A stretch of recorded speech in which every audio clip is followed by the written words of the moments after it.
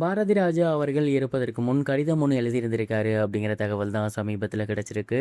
அதை பற்றி தான் இந்த ஒரு வீடியோவில் நம்ம பார்க்க போகிறோம். தமிழ் சினிமாவை அடுத்த கட்டத்துக்கு கொண்டு போன முக்கிய டைரக்டர்களில் பாரதி ராஜா சார் கட்டாயமாக முதல் நபராக தான் இருப்பார். ஏன்னா அவருடைய படங்கள் எல்லாமே தமிழ் சினிமாவை புரட்டி போட்டுச்சு அப்படின்னு தான் சொல்லணும். அவரது வருகைக்கு முன் வருகைக்கு பின் அப்படின்னு தான் தமிழ் சினிமாவை பிரிக்கணும். அந்த அளவுக்கு அவருடைய படங்கள் தமிழ் சினிமாவை ஆதிக்கம் செஞ்சிருந்துச்சு.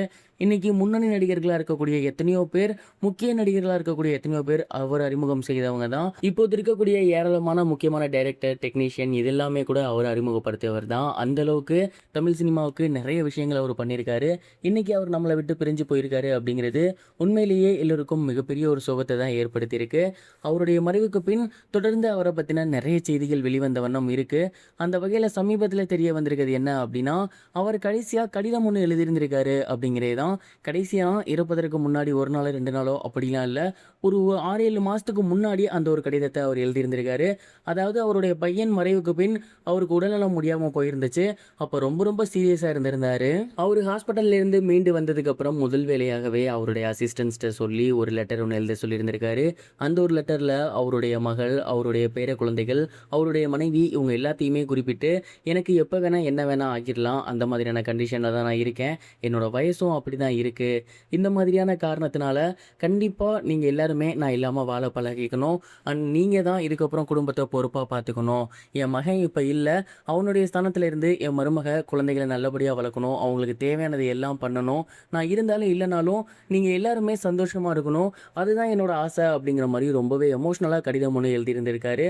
அண்ட் கண்டிப்பாக அந்த ஒரு கடிதத்தை இப்போ அவங்க ஃபேமிலி மெம்பர்ஸ் பார்த்தாங்க அப்படின்னா ரொம்ப ரொம்ப வருத்தப்படுவாங்க அப்படிங்கிறதுல எந்த ஒரு சந்தேகமும் கிடையாது. இதுதான் இப்போ சோசியல் மீடியாவில் ரொம்பவே வைரலாக போய்கிட்டு இருக்கு. இது ஒரு புறம் இருக்க, பிரபல இயக்குனர் மற்றும் நடிகரான ஆர் பார்த்திபன் அவர்கள் பாரதி ராஜா சாரை பற்றி என்ன சொல்லியிருந்தார் அப்படின்னா, பாரதி ராஜா சார் கிட்ட நான் நேரடியாக ஒர்க் பண்ணல அப்படின்னாலுமே பாக்யராஜ் சார் கிட்ட நான் ஒர்க் பண்ணியிருக்கேன். அவருடைய ஆசான் பாரதி ராஜா சார். ஸோ அவர் எனக்கும் ஆசான் தான். தமிழ் சினிமாவும் பாரதி ராஜா சாரும் வேறு வேறு கிடையாது. அவர் தான் சினிமா, சினிமா தான் அவர். அந்த அளவுக்கு மிக நேர்த்தியான படங்களை எடுத்திருக்காரு. மக்கள் மத்தியில் இன்னும் பல கோடி வருஷங்கள் வாழுவார். அந்த மாதிரியான படைப்புகள் அவர் கொடுத்திருக்காரு. என் இனிய தமிழ் மக்களே அப்படிங்கிற அவரோட கம்பீர குரலில் முடிவதாக இருக்கட்டும், இல்லை ஆரம்பமாக இருக்கட்டும், இப்போதுமே மக்களுக்கு மிகப்பெரிய ஒரு சந்தோஷத்தை கொடுத்துருக்கு. அந்த ஒரு கம்பீர குரலை இதுக்கப்புறம் நம்ம கேட்க முடியாது அப்படிங்கும் போது உண்மையிலேயே அழுக பீரிட்டு வருது. இது போன்ற ஒரு நாள் கண்டிப்பாக வரும், அதை சந்திப்போம், அழுவோம் அப்படிங்கிறதெல்லாம் தெரியும். ஆனால் எவ்வளோ அழுதாலுமே அந்த நாள் இன்னும் மோசமாக தான் இருக்கும் அப்படின்னு நினைக்கும் போது உண்மையிலேயே மிக நெஞ்சு கடுக்குது அப்படிங்கிற மாதிரி பேசியிருந்தாரு. அண்ட் இந்த ஒரு விஷயம் ரொம்ப வைரலாக போய்கிட்டு இருக்கு. அவர் ரொம்ப கண்ணீர் விட்டு எழுதியிருந்தாரு. அந்த வீடியோஸ் எல்லாமே இப்போ சோசியல் மீடியாவில் வைரலாக போய்கிட்டு இருக்கு. இது வரைக்கும் கனெக்டிங் டிவிக்கு சப்ஸ்கிரைப் பண்ணனா மறக்காமல் சப்ஸ்கிரைப் பண்ணிக்கங்க.